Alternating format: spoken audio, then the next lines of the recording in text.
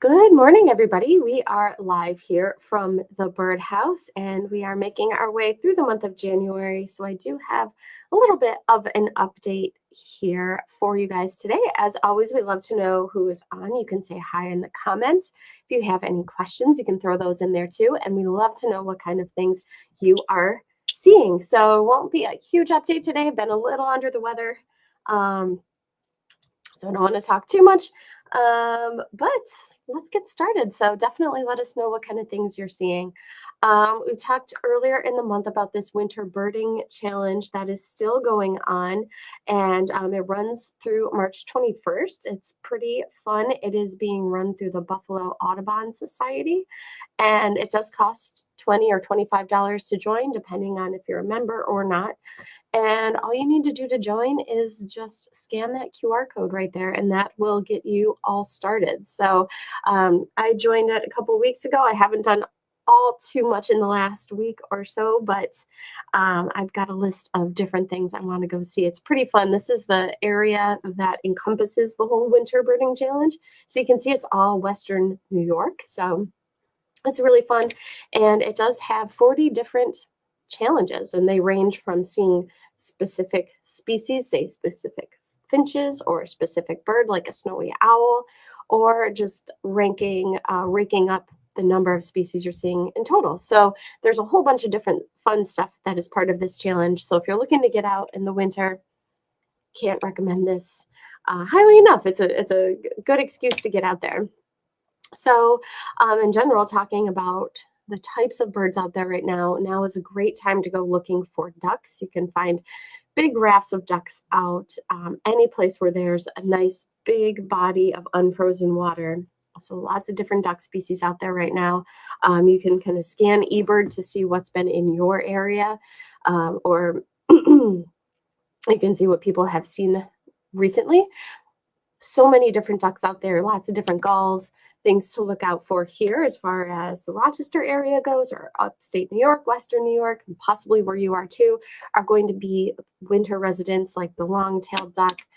You can find some different types of scoters out there, especially the black scoter and the white-winged scoter, or maybe even a surf scoter, which is this creature right here, which looks kind of funny. They're definitely around right now. Things like tundra swan as well as mute swan. You can find also right now. So it's a really fun time to go out and look for some different kinds of winter birds. There's also still been reports of snowy owl. In fact, just yesterday we had a report of one in someone's backyard out in Greece. So you never know what you'll find this time of the year. There have been some seen out by the Sodus area, if you're along Lake Ontario, out by the Braddock Bay area, there's been some seen. And then also in the Finger Lakes region, the Finger Lakes Airport has been a great place to go to find the snowy owl. They've been there just about every day, I think maybe even every day. So if you're looking for a place where you can have really good odds of seeing a snowy owl, Finger Lakes Airport is the place to go right now. And remember to always give those owls a distance. They're known to be quite active during the day, but they also need their rest as well. So make sure you keep your distance, give them their space so they're not too disturbed. Also, there's lots of bald eagle out there. If you're going out to find ducks and geese and gulls along the lakeshore or any place there's wide open bodies of water, don't be surprised if you see bald eagles flying around, both juveniles and the adults. The adults have that bright white head and white tail. The juveniles do not. They're going to be very dark brown in color, but still a really, really big bird. And then in your backyards, here's some different types of birds to be out on the lookout for this time of the year. Some finches and some sparrows. There are lots of house finches out there. They tend to have some red. The males will have red on them with quite a few stripes. The females are more plain. They don't have any kind of red on them, but they still do have the nice striping on them. And they are a year-long resident, so you can find them here all year round, both on the East Coast and the West Coast. You might even come across purple finches, which tend to be more common in the winter months, tend to have less striping on their bodies, and the males are quite a bit more brightly colored than the house finches are. The male purple finch tend to have more red or a purplish color to them, and the female's patterning is a little bit more bold than the house finch female as well. They also tend to be more at sunflower seed feeders. You might see them at your finch feeders, but they'll also come to sunflower seed feeders. They've got a bigger bill than the house finch does, so be on the lookout for purple finch as well as the house finch. And then there's, of course, the goldfinch, which are here year round. They are also year round residents. They are not bright gold right now, but they're going to look like this picture on the top right. They will molt their feathers before the winter months, and so they're going to be a really drab color right now. Once they start molting again, you know that's a sure sign that spring is on its way, but we're still a couple months off from that. But they are definitely around, that you can find them coming to your feeders, especially if you have a finch feeder out with Niger or sunflower hearts. Be out on the lookout for goldfinches. And then also coming to your finch feeders, you might have pine siskins, which are quite stripy, and they've got some yellow on their wings.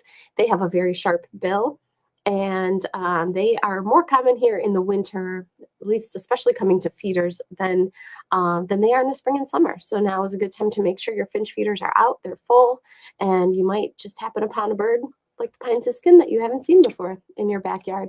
Haven't really had any reports of red poles. We talk about common red poles sometimes, which are an eruptive species, which sometimes show up in certain years in big numbers. Haven't really had any reports of them this year, same as some of the other eruptive species like the evening grosbeaks, pine grosbeaks. Not too much to write home about this year so far with those, but we will be on the lookout, and if that changes, we'll let you know.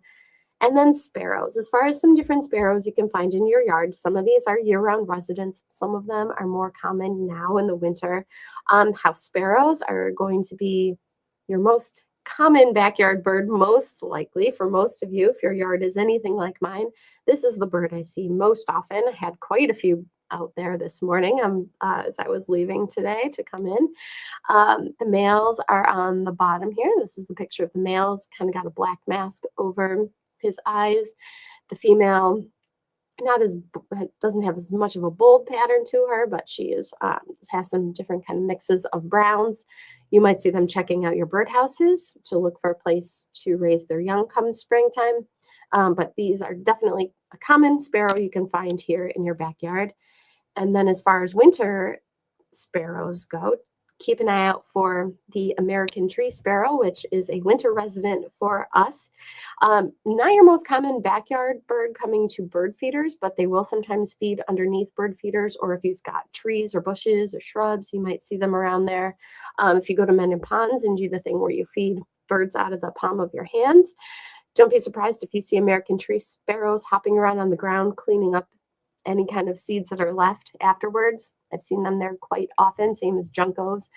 They kind of will not come to your hand, but they'll clean up afterwards and be on the ground as they go for the different types of seeds. So we do have American tree sparrow here right now. They've got that chestnut colored cap on the top of their head, and then they also have that bicolored bill. So the top of their bill is black and the bottom is yellow. It's a good way to identify them. And then there's also fox sparrow. They will migrate through the area. So you might happen to see one in the wintertime, although you're most likely to see one as we get closer to spring right now as they're passing through. Probably went a little bit further south than where we are for the winter, but every once in a while one does pop up. This is quite a large sparrow. They're known for their pot belly, kind of like a robin has that bigger pot belly. They have the really reddish, brownish streaking to them, and they're not super common at a feeder, but again, underneath the feeder or underneath trees, they're known to kind of brush away at debris to find some different foods to eat. So that is your fox sparrow. Dark-eyed junco you probably have in your backyard. The picture on the left is what we have here in New York. If you're on the West Coast, though, dark-eyed juncos can look quite a bit different. And if you have a bird book that is of all of the US. Usually there's a page that shows all the different variations of the Junco's colorations, especially out west. Um, the Juncos can look quite a bit different. So this picture in the bottom right-hand corner is what a Western Junco can look like. So same species, but there's a lot of variation with colors. But this is a winter resident for us. They're found in New York year long, but most common in the wintertime, at least where we are in Western New York, upstate New York. And they will definitely come to feeders. So you can find them coming to your finch feeder or your sunflower feeder, or again, cleaning up underneath your bird feeders. Super common in the wintertime. Very common backyard bird. Some people are still getting some white-crowned sparrow. This is a sparrow that's larger than the dark-eyed junco, larger than the house sparrow. So it's pretty significant size. So you know when you see one, it is something different, not your average type of house sparrow that would normally be in your backyard. They have that black and white cap on the top of their head with the streaking. They're quite gray in color. They have a very gray body, and keep an eye out under your bird feeders for them, as well as the white-throated sparrow, which look a little similar to the white-crowned sparrow, but they tend to have that yellow dot between their eye and their bill, and they do have that same black and white streaking on the top of their head. And usually you can see some kind of a white or light colored throat patch as well for the white-throated sparrow. And they're here all year round. Another bird to look out for if you are doing the mend ponds, feeding the birds out of your hands. White-throated sparrows are often around there as well, cleaning up after the debris, after all the chickadees and titmice and nuthatches have eaten all the seeds out of your hands. They'll kind of clean up the rest. Some people are still reporting song sparrow, tend to be more common in the spring, especially when they're singing. They're very, very obvious, but they are here year round. So keep an eye out for song sparrow. They've got the streaking on their breast. They have, sometimes you can see that little black polka dot that they've got on their breast. But they are definitely still being seen in the area. And then also the towhee, which is a type of sparrow. This is called the eastern towhee. More common in the spring, definitely, but people do report them here and there in the wintertime. The males are darker in color. So the male is this picture on the bottom right here, where he's very black in color, and the females are more of a brownish color on the top. That's a female, the picture on the top there. So you can tell that there is a little bit of coloration difference between the male and female. But keep an eye out for them because you might just happen upon them as well. So that is everything I have for you guys. It looks like Steel Monkey is here with a question, which I'm sure is on people's mind about the bird flu. It says, I'm a little concerned about this bird flu going around. I hear it's in all 50 states now. What is your advice? So yeah, there's definitely a bird flu going on, but it's in a lot of poultry. So it's my understanding that so far the people or birds that have really been affected by it are chickens and other kind of backyard farm animal type of birds, not so much your songbirds. So I haven't heard of any news about it being found in songbirds yet. So you're fine with putting your feeders out.